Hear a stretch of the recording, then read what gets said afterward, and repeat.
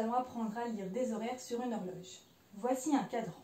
Sur ce cadran, il y a deux aiguilles. Une petite aiguille rouge, l'aiguille des heures. Une grande aiguille bleue, l'aiguille des minutes. Les aiguilles tourneront toujours dans ce sens. Le sens des aiguilles d'une montre, c'est une expression.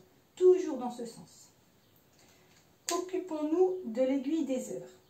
Elle est positionnée vers le 3. Cela veut dire qu'il est 3 heures.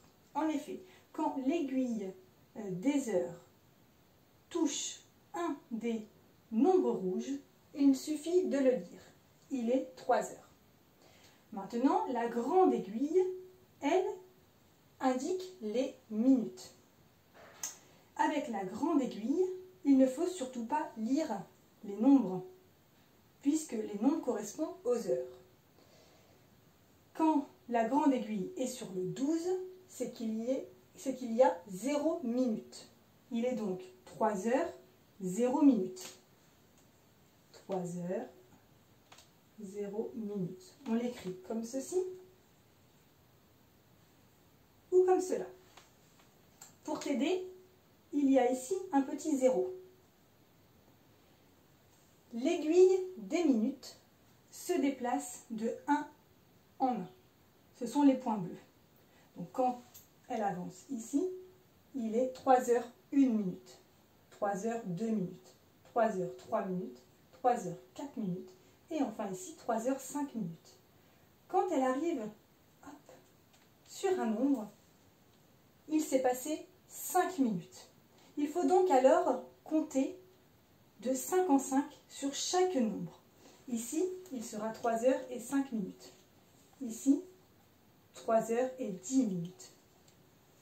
Ici, 3 heures et 15 minutes. Et ainsi de suite. Jusqu'à arriver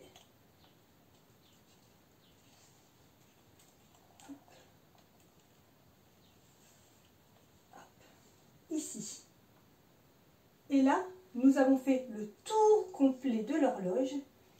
Nous sommes revenus sur le 12. Il s'est donc passé 60 minutes. 5, 10, 15, 20, 25, 30, 35, 40, 45, 50, 55, 56, 57, 58, 59, 60. 60 minutes. 60 minutes correspond à 1 heure.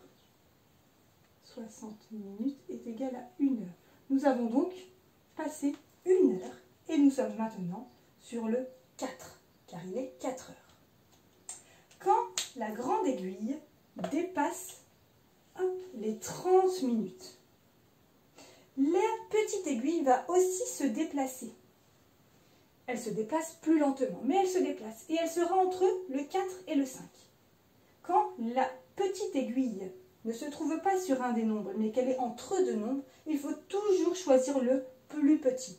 Ici, il est donc 4 heures et 30 minutes. 5, 10, 15, 20, 25, 30. 4 heures et 30 minutes. Et voilà, maintenant tu sais comment lire des horaires sur une horloge. Maintenant que tu as tout compris, entraîne-toi en faisant les exercices ci-dessous.